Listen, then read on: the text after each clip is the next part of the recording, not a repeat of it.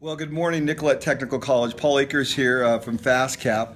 I got an email from John, your professor, and he asked if I would do a quick little greeting for all of you. I'm in Florida this morning at a speaking gig, and I want to just reach out to all of you. I know you're graduating and going out into the work world, and I just wanted to tell you, there are a couple things as 20-year-olds, I'm assuming a lot of you are in your 20s, that I would do if I was 20 again. I'm 55, and I reflect back on my life, and I've had such a fantastic life.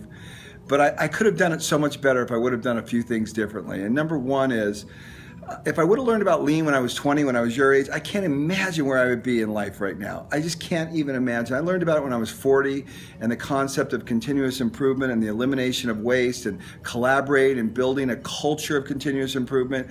It would have been just fantastic at 20 to have learned those principles and implemented them consistently in my life.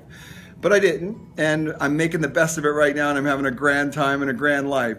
But you're at a young age, and boy, you could just set the world on fire. You literally could change the world if you get these principles and you deploy them in a consistent fashion, in a deliberate fashion, every day. Make lean the first thing you do every day. And life will unfold in front of you like nothing you've ever seen before. The second thing I would do is, I look out at the world and I'm very optimistic, but I sometimes see the mistakes that young people make, and it's just staggering. And there's so much wisdom from your professor and older people around you. If you just stop and ask a question here and there and just say, what would you do in this situation?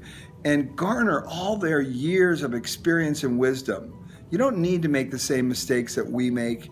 And I think I did that a lot when I was young. I always had mentors around me who were older that I always referred to, but there are many times where I didn't listen.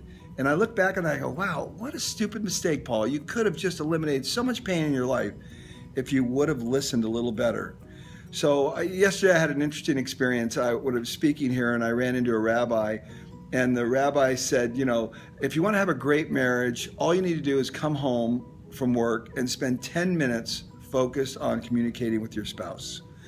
And I thought, wow, it's so simple. It's just like 2-second lead. It's all so simple. But we come home from work and we're always in a hurry. And I think, man, if every human being sat at the feet of a rabbi or a priest or someone with wisdom and just listened and took heed to some of that stuff, life would be a whole different world. And I think that's really powerful. And when I listened to that rabbi, I said, man, so much wisdom. It's all available to all of us.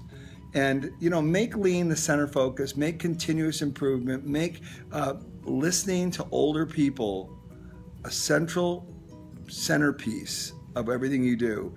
And I think your life will be so outrageous you won't even know it hit you. It's that simple.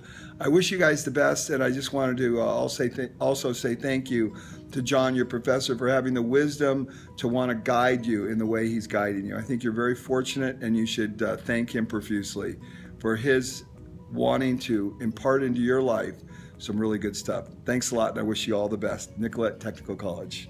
Go rock and roll.